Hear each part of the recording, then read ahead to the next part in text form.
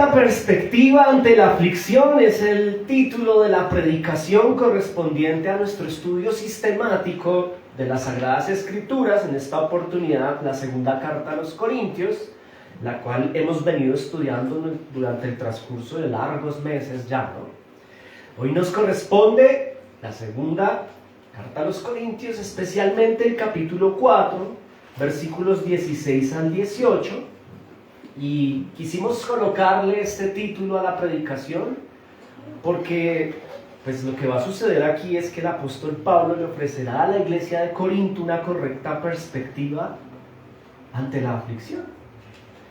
Permítame introducir esta predicación expositiva de la siguiente manera, y es que en la sociedad actual, iglesia, sucede un fenómeno muy particular.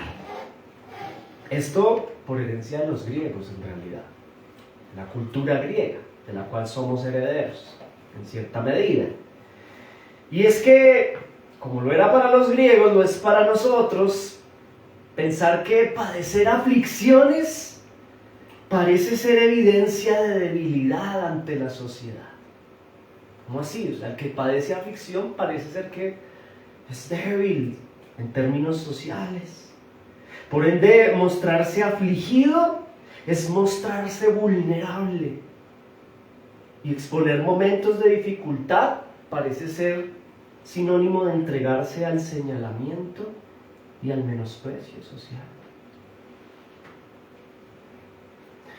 Lo tremendo de la situación es que, al parecer, al interior de la Civitas Dei, recordemos ese término, Agustín de Hipona utiliza en el libro La Ciudad de Dios el término Civitas Dei refiriéndose a la ciudad de Dios. ¿Qué quiero comunicar con esto? Que parece ser que al interior del pueblo de Dios parece que se ha infiltrado dicha tendencia sociocultural propia de la civitas terrena, es decir, del mundo. Pues desde algunos círculos de orden religioso se ha llegado al punto de enseñar con Biblia en mano que la enfermedad no es de Dios, que la prueba económica es sinónimo de castigo divino, que la pobreza, la dificultad, las aflicciones y los padecimientos no son propios de hijos de Dios. Pues el Hijo de Dios, dicen algunos supuestamente, está llamado a ser un ganador, un fuerte, un próspero. Incluso algunos han llegado lejos, una persona bella físicamente. Usando incluso, hermanos, pasajes bíblicos sacados de contexto, como Mateo 7:15, por sus frutos los conoceréis. Y entonces apelan a Mateo 7:15, señalando que los frutos suscritos en la metáfora de Mateo 7:15 son la salud, el dinero, los viajes, la belleza física, los lujos, tener tierras, prosperidad y abundancia terrenal. Esa es la razón, iglesia, por la cual encontramos a algunos creyentes el día de hoy, como le está sucediendo a los creyentes del siglo I, es decir, a la iglesia local en la ciudad de Corinto. Verdaderos cristianos por la gracia del Señor que sí, pues son hijos de Dios, pero que se encuentran en un esfuerzo y en una concentración ardua por perseguir este tipo de cosas, al punto de entregar un gran porcentaje de sus vidas a dicha consigna. ¿A qué consigna? A perseguir el dinero, la belleza física, los lujos, la estabilidad, la prosperidad terrenal.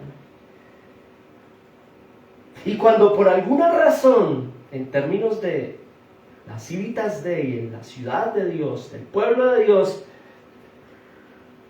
de repente por cuanto a en lo que significa vivir, por alguna razón se padecen aflicciones, dificultades, enfermedades, tribulación, apuros, pues muchos terminamos ocultando o aparentando dicha aflicción para no recibir señalamientos, tanto de lo externo, el mundo, como entre nosotros como iglesia. Muchos terminamos aparentando no pasar por aflicción, aunque estemos afligidos, para no ser considerados como débiles, minúsculos en la fe, o como para no ser señalados como el que no da la talla en términos de piedad, de obras o espiritualidad suprema. Este es el contexto, iglesia, de la carta a los Corintios, de la segunda carta a los Corintios capítulo 4. Especialmente el apóstol Pablo se dirige a los Corintios en sintonía a orientar a una iglesia local del siglo I muy inmadura, además influenciable. ¿Qué es lo que está sucediendo? Recordemos, pues que esta iglesia local se ha permitido vientos de doctrina propios de las civitas terrenas. El apóstol Pablo dedica estas líneas a ubicar a los hermanos de Corinto para que aprendan a tener una correcta perspectiva de lo que significa padecer aflicciones, porque no la tienen. Es decir, como genuinos cristianos, más allá de lo que se impone socialmente o nos impone la cultura en nuestro contexto, en el caso de ellos, siglo I, es necesario tener una perspectiva correcta desde la Biblia ante lo que significa la aflicción.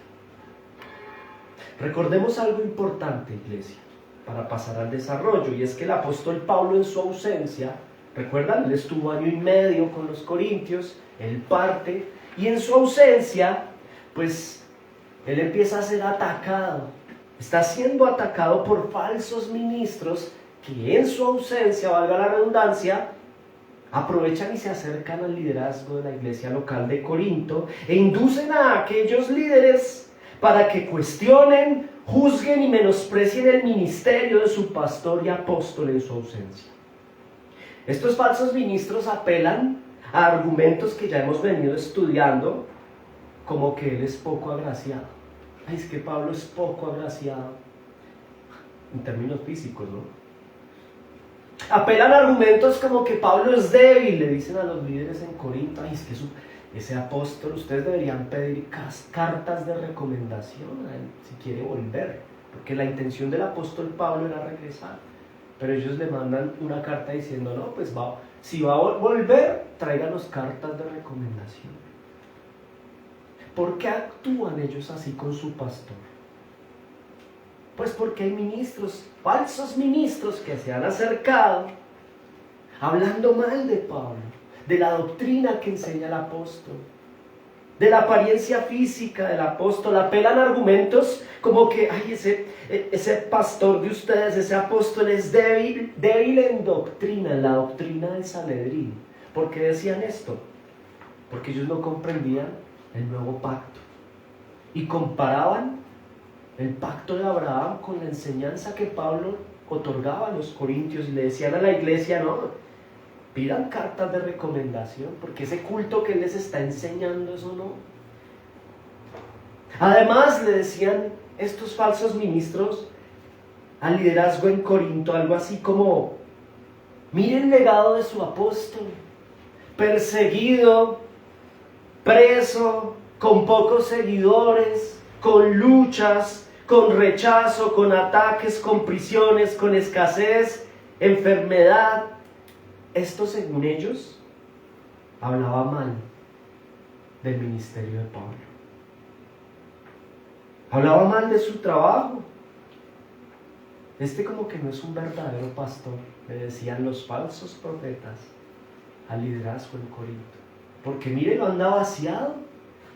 Mírenlo, mire el pastor que ustedes tienen, eso no es símbolo, eso no es evidencia de ser un hijo de Dios como nosotros.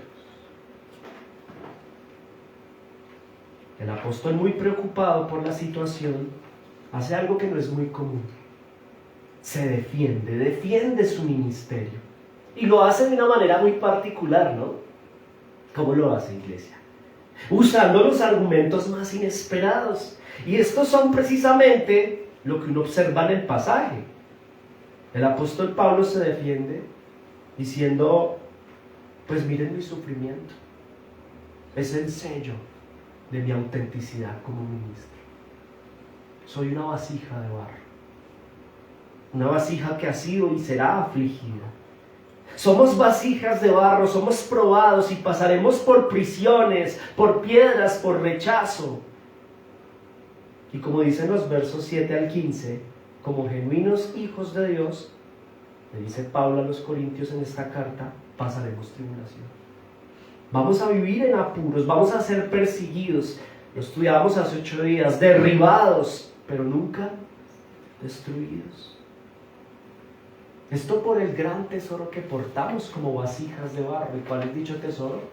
El Evangelio de Jesucristo. Aunque estamos atribulados, porque este es el argumento que presenta Pablo, ¿sí? Atribulados, en apuros, perseguidos, derribados, pero no angustiados, no desamparados, no desesperados y mucho menos destruidos. Esta es la carta de presentación de mi ministerio. Ustedes mismos. ¿Quieren cartas de recomendación? Pues mírense ustedes. Son mis cartas de presentación. Ustedes son la consecuencia, les dice Pablo. Ustedes son la consecuencia de la obra del Espíritu Santo, escribiendo no en tablas de piedra, les dice, sino en corazones de carne.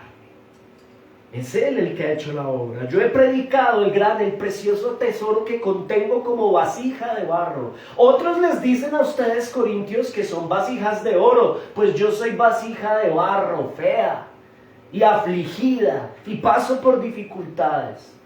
Y vengo de estar preso en Efeso, ¿no? Recuérdenlo. Pero con todo ello dentro de mí hay un gran y hermoso tesoro. El Evangelio de Jesucristo. Y producto de ello, ahí están ustedes, iglesia, mi carta de presentación. Ahora, aquí hay algo importante, hermanos amados, que nos concierne habiendo hecho este panorama y este contexto, y es lo siguiente. Al apóstol Pablo, como buen pastor, le preocupa, además inspirado por el Espíritu Santo, obviamente, que los hermanos en Corinto, pues eran muy maduros. Mire, usted cuando lee las cartas a los corintios, él no puede hablarle a los corintios como le habla a los efesios.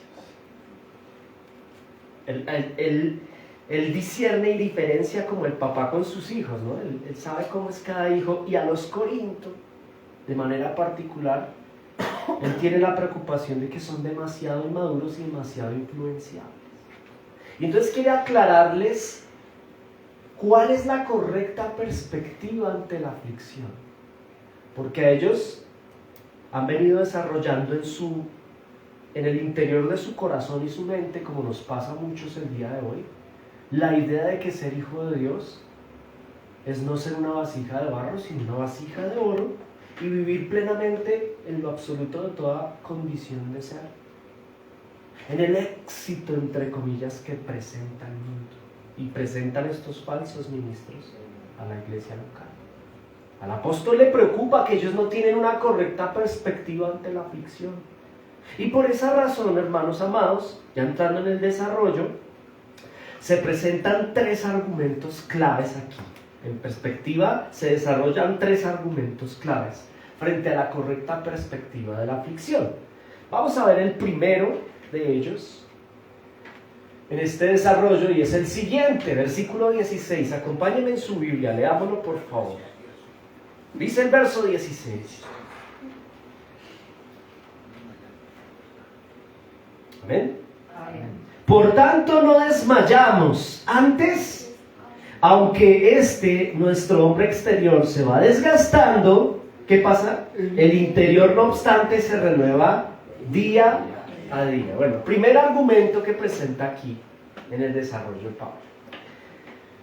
El creyente puede mantenerse firme ante la aflicción por la gracia de Dios.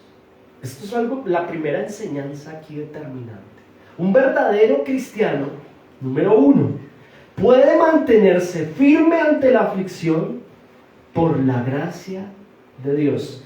¿Qué encuentra usted de entrada en el verso 16? Algo determinante que ellos como iglesia deben saber, y nosotros también, y es que va a haber aflicción. O sea, va a venir la aflicción. Es decir, por ser verdaderamente hijos de Dios no significa que no vamos a padecer aflicción. Todo lo contrario, el apóstol Pablo pretende enseñarles que va a venir la aflicción.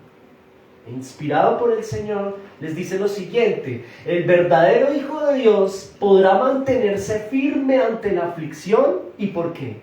¿Por sus propias fuerzas? No. Esto por la gracia de Dios. Por la gracia de Dios. Piense por un momento en el apóstol Pablo. De hecho, mire en la pantalla este pasaje, Hechos 18:9. Quien está aquí hablando dice: entonces el Señor dijo a Pablo en visión de noche: no temas, diga conmigo, no temas, sino habla y no calles, porque yo estoy contigo y ninguno pondrá sobre ti la mano para hacerte mal, porque yo tengo mucho pueblo en esta ciudad. Y se detuvo allí 1 año y 6 meses enseñándoles la palabra de Dios. ¿Qué está sucediendo acá? El contexto es que el apóstol Pablo duró muchísimo tiempo tratando de abrir una iglesia local en Corinto y no lo lograba. Nadie se convertía. ¿De dónde viene Pablo? De la ciudad de Éfeso. Lo acaban de meter preso, padeció persecución, le dieron duro, lo expulsaron de la ciudad y llega a Corinto y nadie se convierte. Pablo está desesperado, está afligido, está cansado, hermano en Cristo. Pero mire lo que sucede aquí. En medio de dicha aflicción, el Señor habla a Pablo, al apóstol, en visión de noche. Esto solo ocurrió en ese momento, ¿no? Mire lo que le dice el Señor: no temas, no temas. En medio de la aflicción, no temas, sino habla. ¿Por qué le dice el Señor esto? Porque Pablo ya estaba pensando en irse. Mucho tiempo acá y nada. Me voy. Como que estoy perdiendo el tiempo, como que yo sirvo al Señor, yo dejo de lado mi vida y soy afligido y paso necesidades y la gente ni siquiera me escucha. Pero el Señor le dice: no temas, sino habla y no calles, porque yo estoy contigo, le dice el Señor. En medio de la aflicción, yo estoy contigo y ninguno pondrá mano sobre ti para hacerte mal. Es decir, no voy a permitir que nadie te toque. Porque yo tengo mucho pueblo en esta ciudad. Mire la soberanía de Dios, el amor del Señor por los escogidos de la ciudad de Corinto.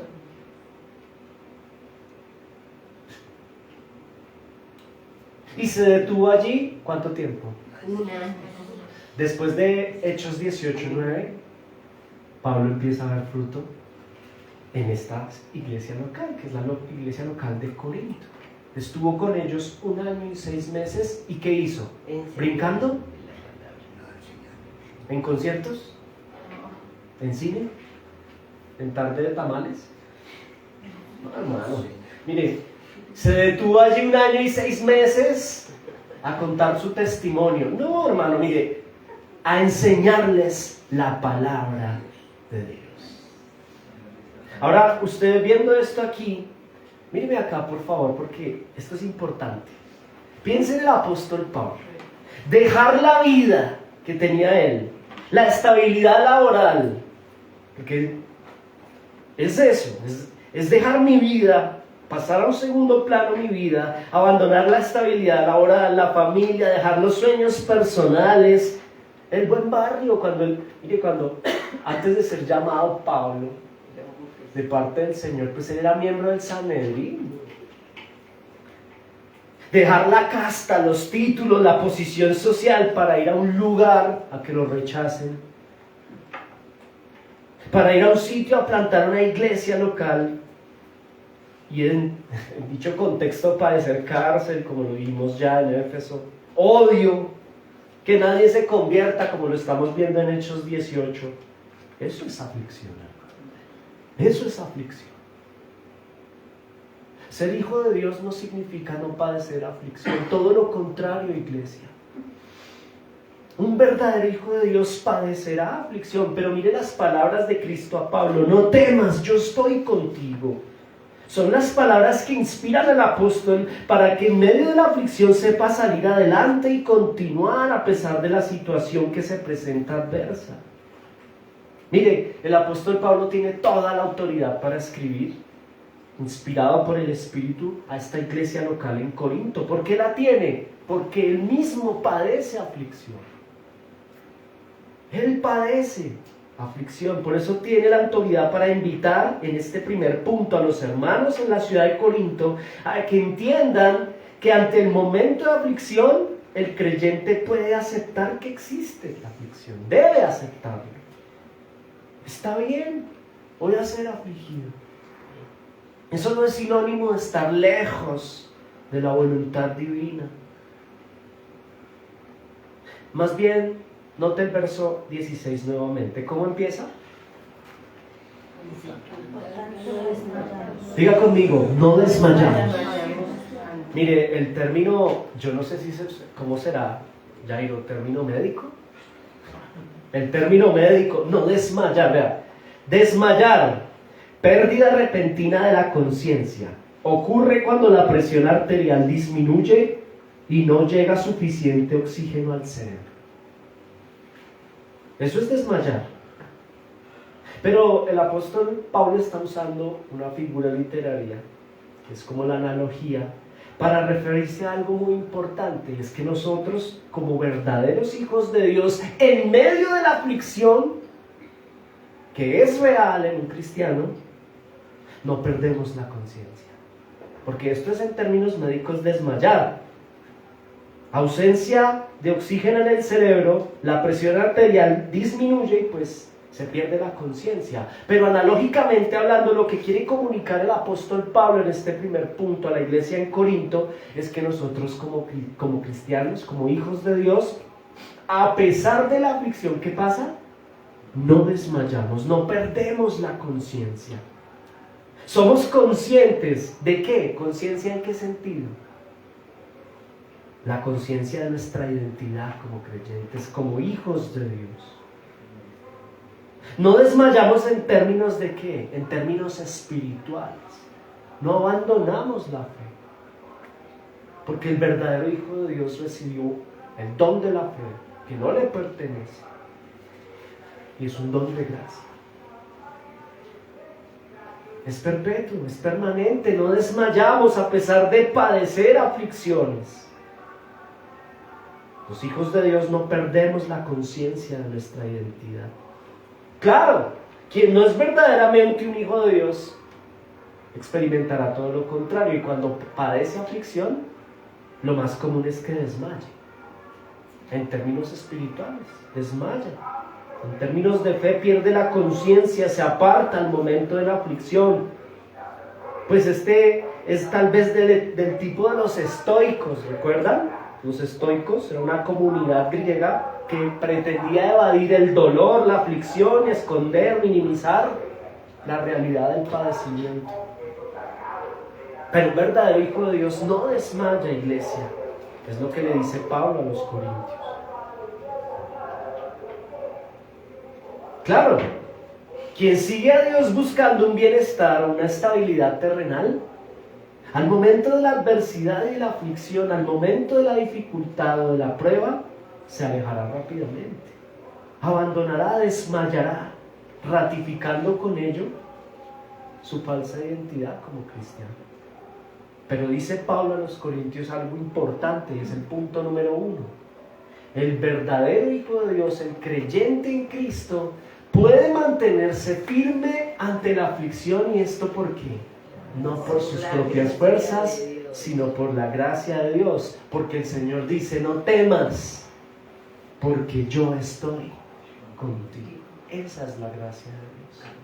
Y por eso podemos permanecer en medio de la prueba.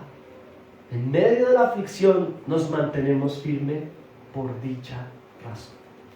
No tememos, pues Él está con nosotros.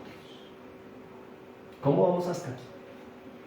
Ahora aparece un segundo punto aquí en el verso 16b.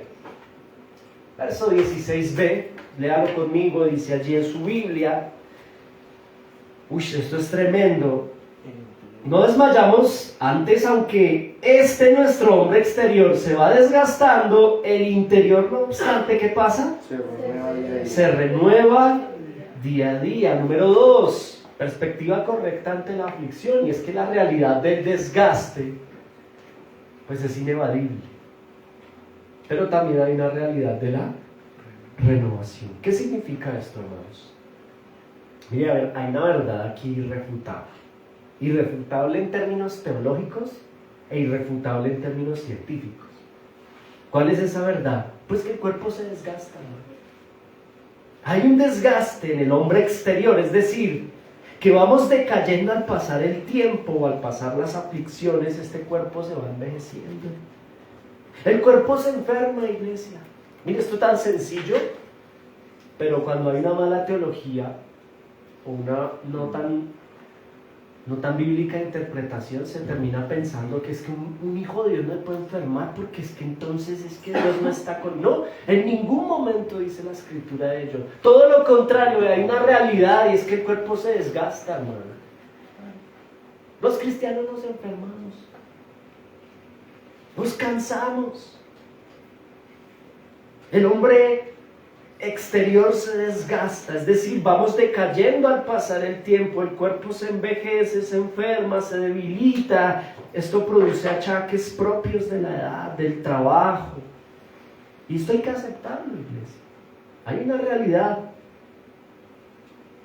Mire, hermano, prometer que hay una cosa rarísima en la cristiandad, y es que utilizan Isaías 53:4 para prometer que Él llevó nuestras enfermedades en la cruz.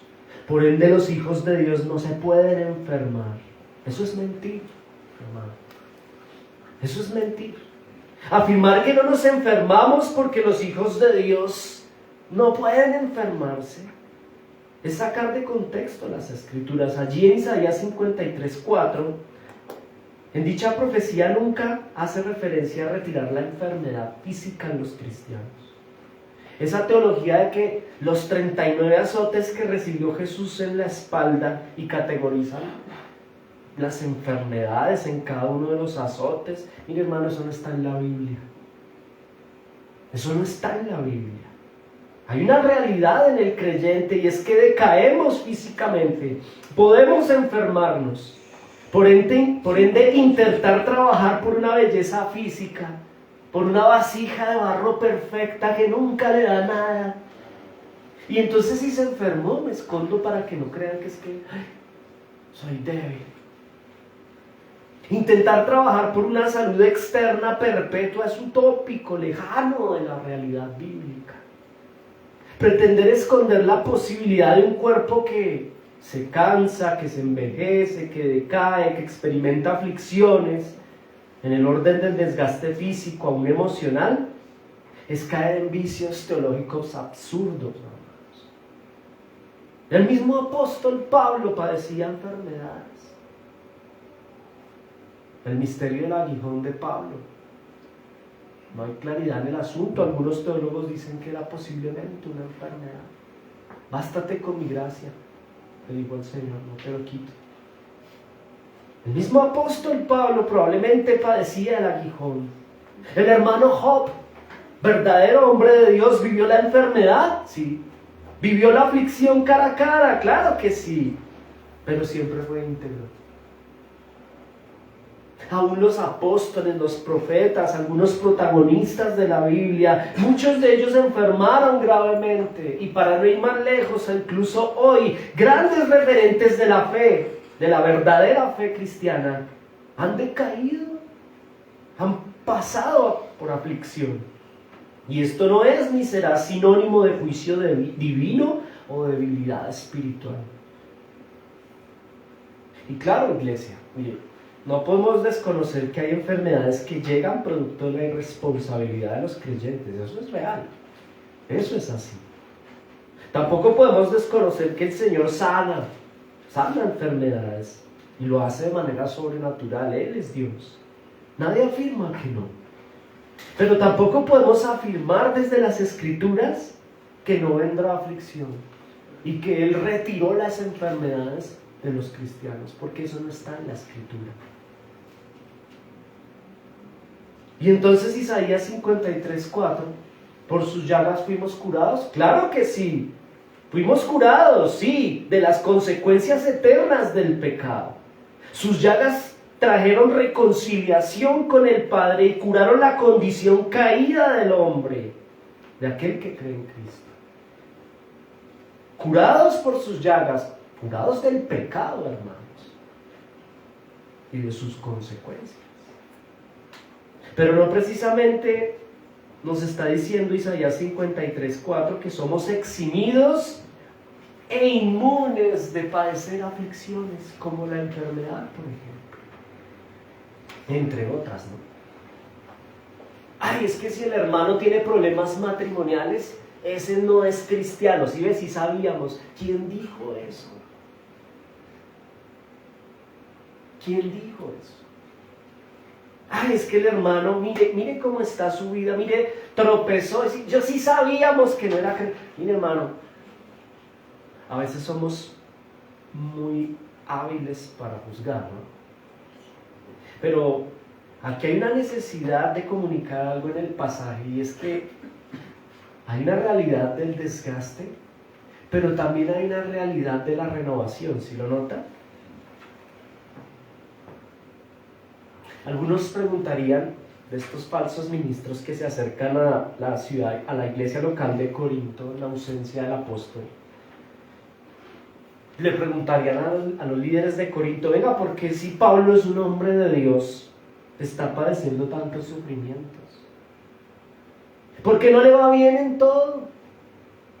¿Por qué no tiene una personalidad atractiva que llame carismáticamente a las multitudes? Porque nadie se convertía en Corinto al comienzo. Que llame la atención de la gente. ¿Por qué anda preso? ¿Por qué está agobiado Pablo? ¿Por qué es pobre? Ese no es verdadero hijo de Dios, porque un hijo de Dios no puede padecer eso. ¿Dónde dice eso en la Biblia? El apóstol Pablo le deja claro a la iglesia local en Corinto: hay una realidad de desgaste, hay una realidad de aflicción, pero al mismo tiempo hay una realidad de la renovación. Hay una realidad de la renovación. Así como el hombre externo se desgasta, hay otra realidad, y es que el interno se renueva al momento. ¿A qué momento, hermanos? O sea, al momento de la oración, al momento de tomar la cena, al momento de guardar el día del Señor, en el momento en que yo oro, busco, escudriño en las Escrituras el propósito y la voluntad de Dios. Allí nos vamos renovando. Aunque nuestro hombre externo mengua, nuestro hombre interno se renueva. Esto es tremendo, ¿no? Vamos en tránsito a la renovación, y el interés radica en que Corinto comprenda esta perspectiva. Los hermanos de Corinto eran tan inmaduros que ignoraban lo segundo, minimizaban lo segundo, no le ponían mucha atención a lo importante verdaderamente, y es irnos renovando y dedicarle mi vida a renovarme internamente, y estaban más preocupados por no desgastarse externamente. ¿Quién es feliz así, iglesia? Hermano, eso es ilógico y es difícil. Hay una tranquilidad de parte del apóstol Pablo, y es comunicarles que, mire, no se estresen más. Primero, hay aflicciones, y en dichas aflicciones, ¿qué pasa? ¿Lo recuerdan, iglesia? Podemos mantenernos firmes por la gracia de Dios. Entonces ya, téngala clara, hermano. O sea, usted como hijo de Dios va a pasar por aflicción, y eso no está mal, eso es parte del ser y el estar. Y número 2, pues hay una realidad, y es que nos vamos a desgastar. Hay un desgaste, pero también hay una renovación. Preocúpense más bien por la segunda. Y aquí viene a aparecer la tercera parte del desarrollo de esta predicación, y usted la encuentra en el verso 17 y 18. Mire en su Biblia, verso 17 y 18 dice: Porque esta leve tribulación momentánea produce en nosotros, ¿qué? Cada vez más excelente. Un cada vez más excelente y eterno peso de gloria. Y el 18, no mirando nosotros las cosas que se ven, sino las cosas que no se ven, pues las cosas que se ven son temporales, pero las que no se ven son Eternos. Número 3.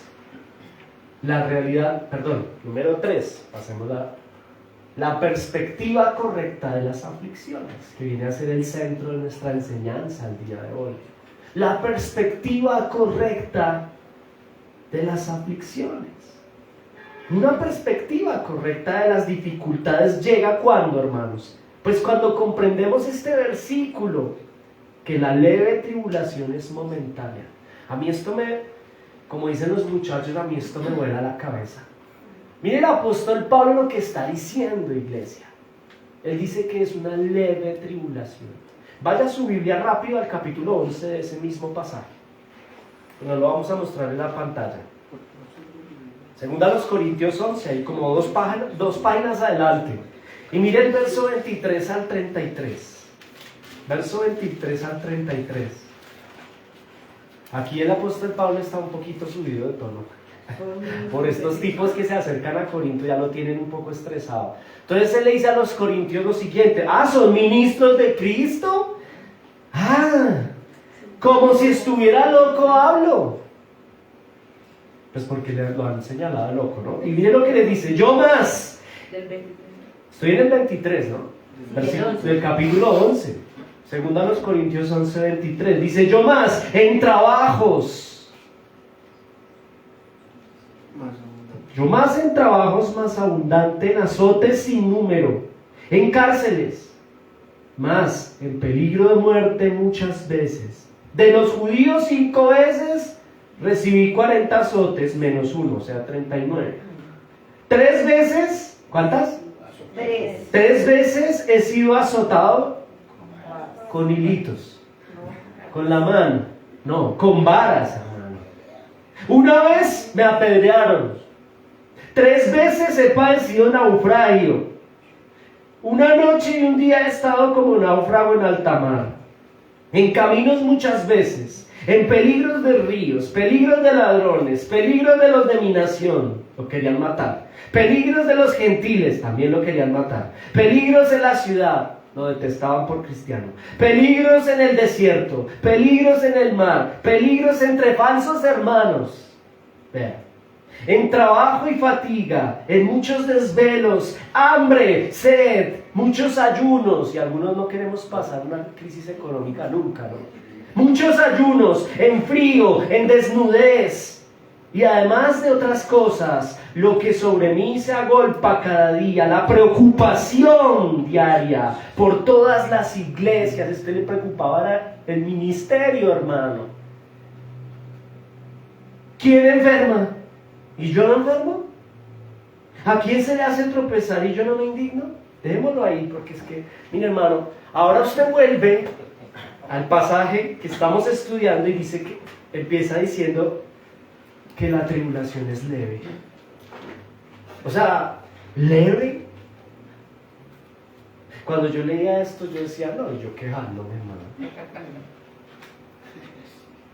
Pero aún así, el apóstol Pablo, inspirado por el Espíritu, nos da la clave aquí.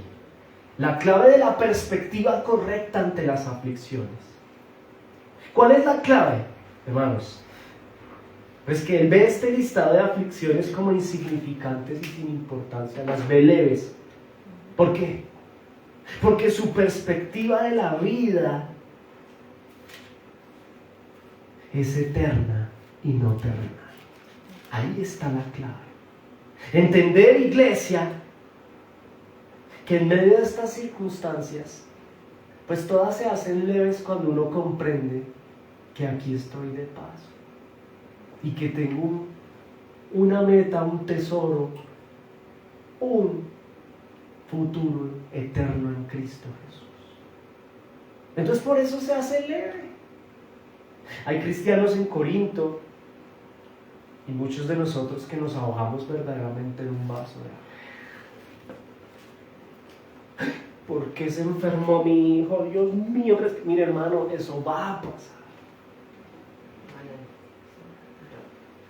¿Cuántos hermanos, históricamente hablando, perdieron a sus cónyuges y siguieron predicando el evangelio? Eso va a pasar, hermano. Las tribulaciones en este mundo son cuando miramos y tenemos una perspectiva correcta de las aflicciones, cuando ponemos los ojos en Cristo y entendemos que esto aquí es de paso y vamos a una eternidad con Cristo por medio de la fe en Él que nos ha sido otorgada en gracia, todo se vuelve negro, todo cambia, el panorama cambia. Las tribulaciones a la luz de la eternidad se vuelven nimiedades sin importancia, minúsculas. ¿Por qué razón? Pues por la razón de que sabemos pues que esto al final no es nada al lado de la gran y maravillosa vida que tendremos eternamente en Cristo.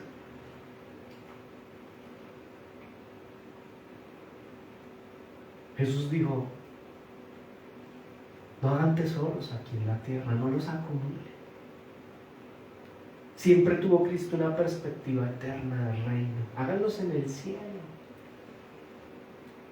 Cuando le preguntaban acerca de comprar moradas, decían: ay, mire, una morada eterna tenemos en el cielo, maravillosa, preciosa.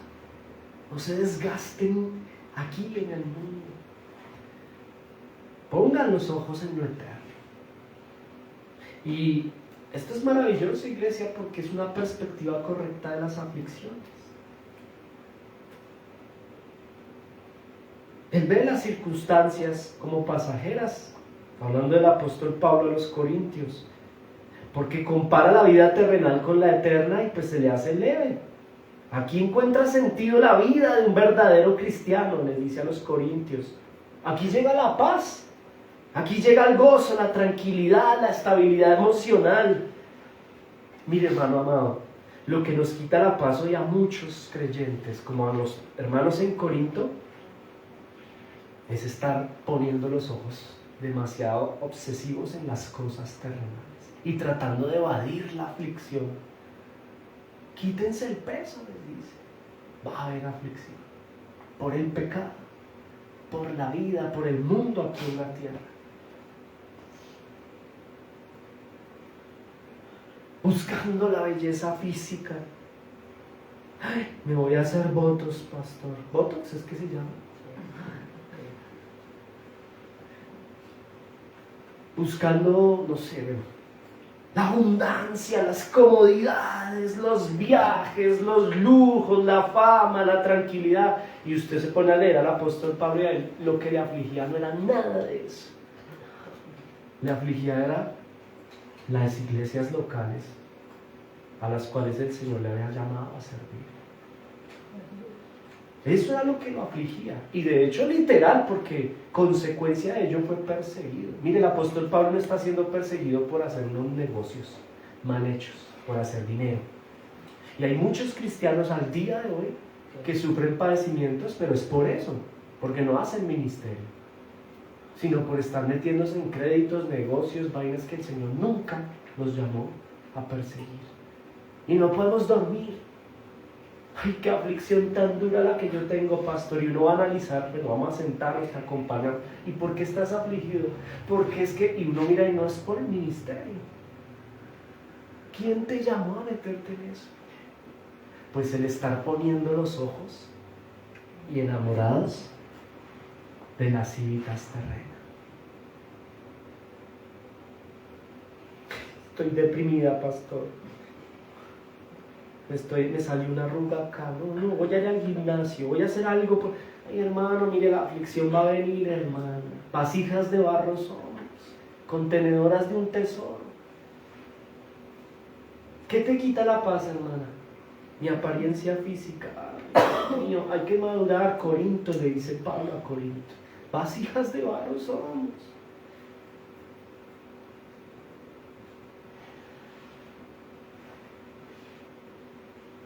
Es aquí la clave de la prédica del día de hoy, la manera como el apóstol se defiende y entrega una gran enseñanza. Al ver las circunstancias adversas como pasajeras, al comparar la vida terrenal con la eterna, hace que esto, llamado aflicción, sea cual sea nuestra aflicción, encuentre uno allí el sentido de la vida, de un verdadero cristiano, y es vida eterna. Mire, comprender estos 3 puntos nos deja entender como William Tyndale. ¿Recuerdan a William Tyndale? Uno entiende cómo William Tyndale muere sonriendo en la hoguera cuando lo queman por traducir la Biblia al inglés, a la lengua popular de los ingleses. Y está feliz. Muere sonriendo en la hoguera. O uno entiende cómo Martín Lutero en la dieta de Worms se muestra tranquilo enfrentando a la bestia, al falso profeta y al anticristo. Esos son aflicciones, hermanos. Esos son aflicciones. Y están tranquilos. ¿Por qué? Porque son hermanos que han llegado a un nivel espiritual y a un nivel de madurez muy distinto y muy contrario a lo que le está sucediendo a nuestros verdaderos hermanos en Corinto, que posiblemente no quieren aceptar que el cristiano padece aflicción. Y aquí entra el aplicativo, iglesia. Vamos a entrar al aplicativo para ir concluyendo. Habiendo desarrollado el pasaje que ahora como santa gracia, iglesia, ¿cómo podemos poner esto en práctica nosotros, esta iglesia local, nuestra casa? El Señor me llama a pastorear en su gracia este rebaño, este redil. Y yo encuentro 4 aplicativos pastorales para nosotros, iglesia. El primero de ellos, mire hermano, número 1, si está tomando nota, escríbalo porque es determinante para ser libres. Y el punto número 1 es aceptar las aflicciones como parte de la vida. Eso es liberarse. Eso es liberarse. Aceptar las aflicciones como parte de la vida es liberarse. Y es que intentar vivir santa gracia, mire, escuche esto, intentar vivir evadiendo la realidad de que en algún momento voy a padecer una dificultad, eso es cruel, hermano, eso es cruel. Además es ingenuo. Y yo creo que hasta enfermizo, eso es dañino para el creyente. Ponerse a escuchar ese tipo de personas que se acercan a la ausencia de Pablo, a la ciudad de Corinto, es peligroso. Porque la gente se compara y dice, claro, sí, vean, está diciendo que un cristiano no se enferma, que el Señor le llevó su... Y que un cristiano tiene plata, y que tiene dinero, y que tiene tierras, y yo no tengo, no, que sufridera. Hermano, mire, aceptar bíblicamente las aflicciones como parte de la vida es liberarse. Porque pretender esconder la adversidad, aparentar, negar la aflicción, negarse a padecer momentos difíciles como cristianos es vivir engañado, hermano. Y además es vivir siendo esclavo de una carga miserable que no nos dejará entregar nuestro propósito y sentido frente a la vida y a los momentos difíciles. Mire, la pregunta para un verdadero creyente, un hombre y una mujer de Dios maduros no es, ¿será que como cristiano voy a ser afligido? No, esa no es la pregunta, porque la respuesta está allí.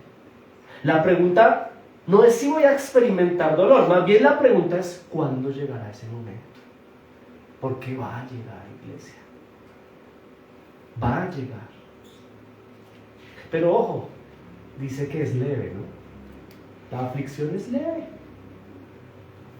insignificante, momentánea y da un mayor, más excelente, eterno peso de gloria, dice Pablo. Pues la aflicción es un instrumento valioso, ¿sabes? En manos de Dios. Para un cristiano o una cristiana maduro y madura, no hay la incertidumbre de decir, ¿será que voy a experimentar dolor? No, más bien, ¿cuándo va a ser? Y 2, no solo cuándo va a ser, sino que comprende que en las manos de Dios la aflicción es hermosa. Es una gran oportunidad. Es un instrumento valioso en las manos de Dios. Esa aflicción tuya y mía es maravillosa. Si eres verdaderamente un hijo de Dios y entiendes lo que significa ser afligido, a pesar de la aflicción, será leve. Será leve y al mismo tiempo, wow, será hermosa. Porque detrás de la aflicción en manos del Señor hay una gran enseñanza.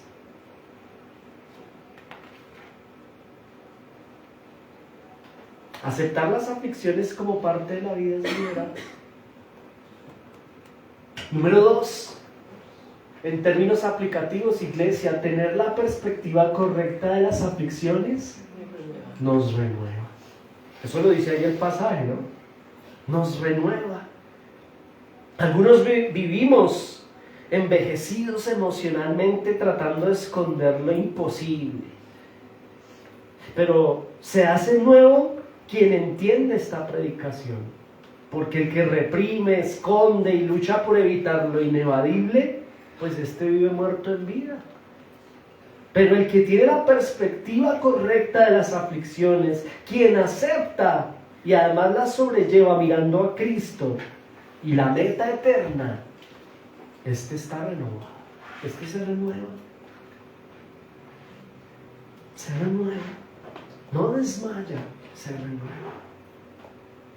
Número 3, Dios está contigo en la aflicción. Dígalo conmigo, Dios está conmigo en la aflicción. Esto es maravilloso y es un aplicativo precioso. Dios está con nosotros en la aflicción.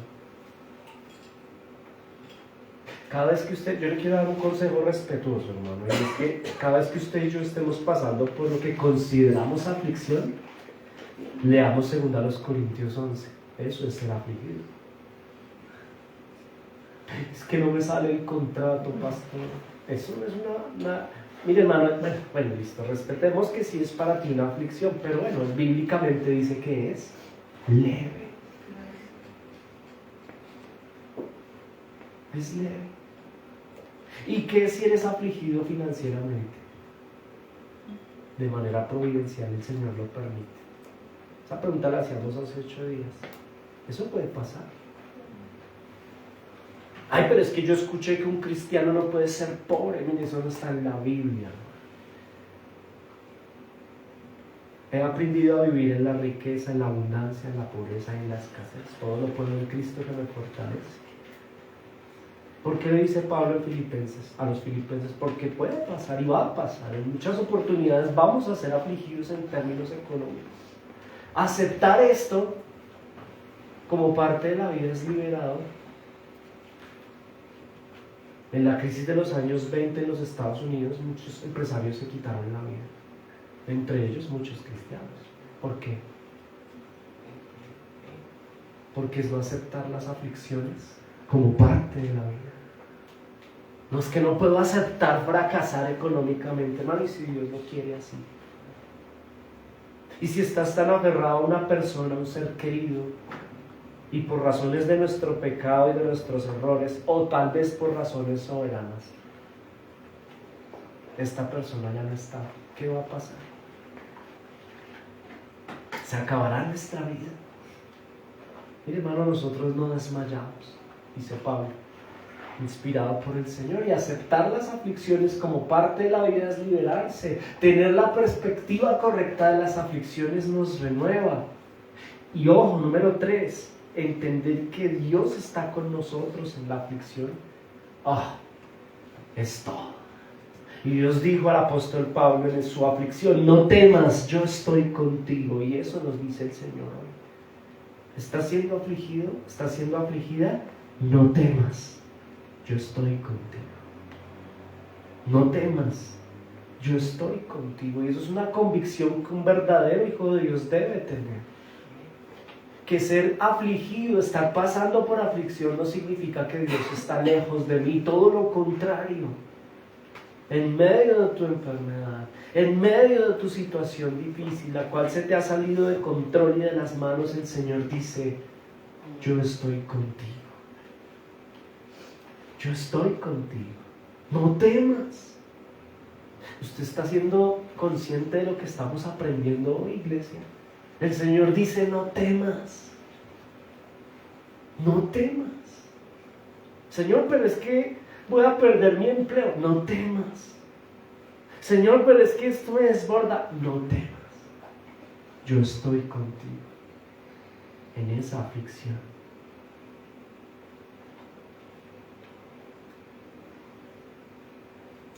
No desmayamos. Sí, sentimos mareo. De acuerdo. Pero no nos desmayamos. Siempre hay una conciencia de que el Señor está con nosotros. Estos sí somos verdaderos hijos de Dios.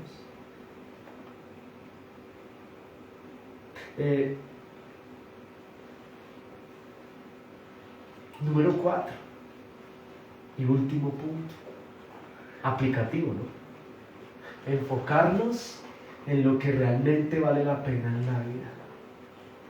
Hermano, esto así ya es el remate. Hay personas, sabemos muchos de nosotros, que nos, literal, como dice el dicho popular, nos ahogamos en un vaso de agua. Y vivimos toda la vida en ese vaso de agua, que no es la vida. Pero nos estamos entregando constantemente a los afanes de este mundo que uno va a mirar. Y en realidad ese ni siquiera era el propósito de Dios.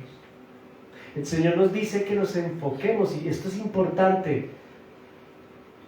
Habla a los corintios y nos habla hoy a nosotros. Enfocarnos en lo que realmente vale la pena en la vida es determinante. Estoy estresado porque no logro esa meta, eso que yo quiero, es que no puedo dormir, hermano, pero si usted se ha preguntado si esa es la voluntad de Dios. Y por eso estás afligido. Hay una invitación práctica aquí, es a enfocarnos en lo que realmente vale la pena. Poner la mira en lo terrenal produce esclavitud. Además produce una dependencia a lo que es pasajero, lo que es vano, lo que es insignificante, como dice la escritura ahí, ¿no? Pero tener una correcta perspectiva ante la aflicción produce un enfoque correcto ante la vida. Veamos el verso 18, el último versículo. Dice ahí, verso 18. ¿Lo tienen, hermanos? Amén. No mirando nosotros las cosas que se ven, sino las que no se ven. Pues las cosas que se ven son temporales, pero las que no se ven son eternas. ¿Sí nota el aplicativo número 4? Enfocarnos en lo que realmente vale la pena en la vida. ¿Y qué es lo que realmente vale la pena en la vida? Pues las cosas que no se ven. Porque las que se ven son temporales, mas las que no se ven, iglesia, son eternas. Juan, respetuosamente dicho, y me meto yo en el dicho, cuán miserables somos los cristianos que ponemos nuestro enfoque y nuestra mirada en las cosas que se ven y dedicamos nuestro proyecto de vida a las cosas que se ven. Y el esposo le dice a la esposa que está estresada, o viceversa, la esposa al esposo que tiene un genio, un carácter insoportable. ¿Y por qué estás así? Mire, la respuesta está aquí. Porque estás enfocado en lo que realmente no vale la pena. Porque tu vida se convirtió en el reto de conseguir algo que es terrenal y temporal y no vale la pena. Más bien nuestro reto y la invitación práctica aquí es a poner nuestros ojos en las cosas que no se ven, pues estas valen la pena. Estas valen la pena. Cuando tú y yo nos enfocamos y ponemos la mira en lo terrenal, terminamos siendo esclavos, dependientes de lo que es pasajero, de lo que es vano, de lo que es insignificante. Pero al tener una correcta perspectiva ante la aflicción, esto produce un enfoque correcto en la vida. Y el enfoque correcto es, claro, trabajar, todo eso, pero hermano, entendiendo que eso es secundario. Es que voy a perder la hacienda, pastor. Ay, hermano, mire, Eso es del Señor. Usted no va a llevar la hacienda para el cielo. Ahora, con esto no le estoy diciendo que pierda la hacienda, ¿no? Pero no se estrese, hermano. No pongamos los ojos en el aferro por lo que se ve. Es la invitación práctica. Claro.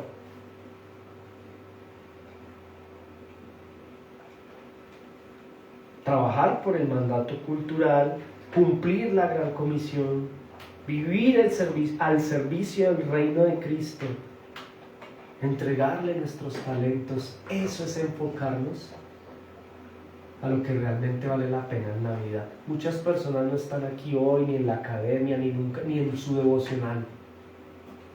Dejan esperando al Señor. Hay cristianos como los de Corinto que no oran, que no tienen devocional, que no hacen altar familiar, que no vienen a la iglesia. ¿Por qué? Aquí está la respuesta. Porque están enfocados en lo que no vale la pena.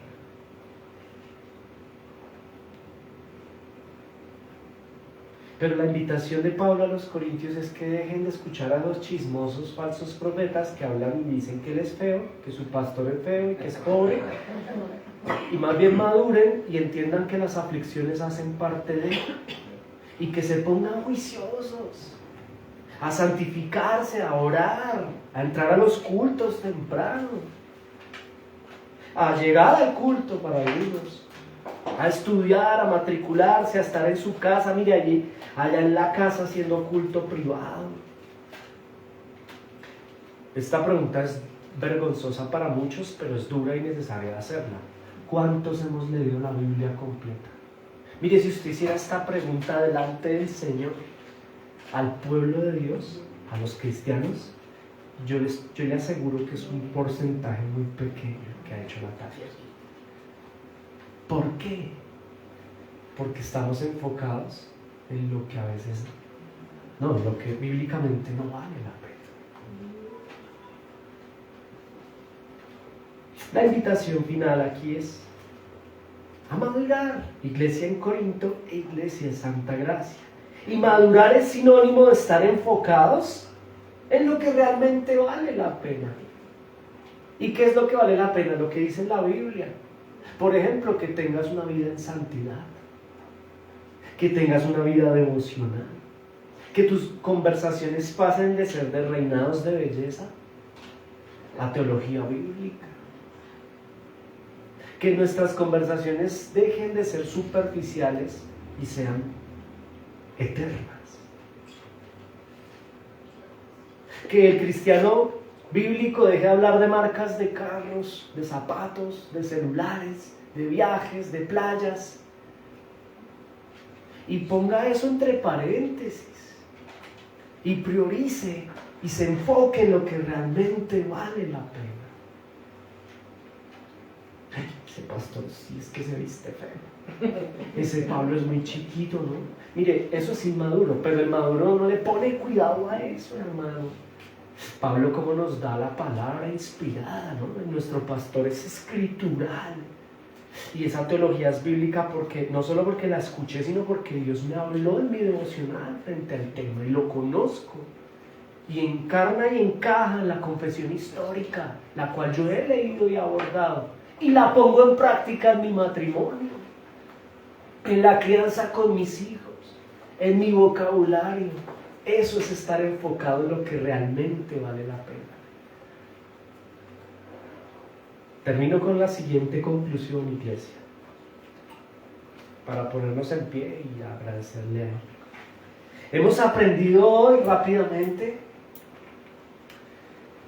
en la predicación titulada Correcta perspectiva ante la aflicción. Número 1, que el creyente puede mantenerse firme ante la aflicción, esto por la gracia de Dios. Hay una aflicción y es inevadible, pero podemos mantenernos firmes por su gracia. 2, hemos aprendido la realidad del desgaste, la realidad de la renovación, el desgaste exterior, mientras que el hombre interno se va renovando. Hemos aprendido en el desarrollo de este culto del día de hoy, la perspectiva correcta de las aflicciones. ¿Y cuál es la perspectiva correcta de las aflicciones, hermanos? Pues que definitivamente todo se hace leve cuando ponemos nuestra mirada en lo eterno y en Cristo Jesús. Entonces las aflicciones son leves. Y eso que parece ser para el mundo una tragedia. Ay, ¿de verdad usted le dio esa enfermedad? Ay, ¿de verdad usted? Pero el apóstol, ¿de verdad usted está preso? Y el apóstol Pablo, sí, pues sí, eso es leve. Es leve para mí, yo no estoy estresado por eso. Porque mi perspectiva es eterna. Y a modo aplicativo, hermanos, hemos aprendido a aceptar las aflicciones como parte de la vida, pues eso es liberarse. Libérate, hermano, en Cristo. 2. En nuestro aplicativo aprendimos a tener la perspectiva correcta de las aflicciones y esto nos renueva. ¡Qué liberador! Esto renueva. 3. Que en medio de la aflicción Dios está conmigo. Amén. Y 4. Aprendimos a enfocarnos, que debemos enfocarnos en lo que realmente vale la pena en la vida, esto es, en el Señor Jesucristo y en su reino. Autoridad del asunto, Pablo. Nunca dejó de trabajar, siempre hizo sus negocios, a la ciudad que llegó, siempre estaba haciendo sus cosas, pero priorizando su llamada, priorizando su hogar, priorizando lo que el Señor le llama a priorizar, que es poner en práctica la ortodoxia, volver la ortopraxis. Pongámonos de pie, hermanos.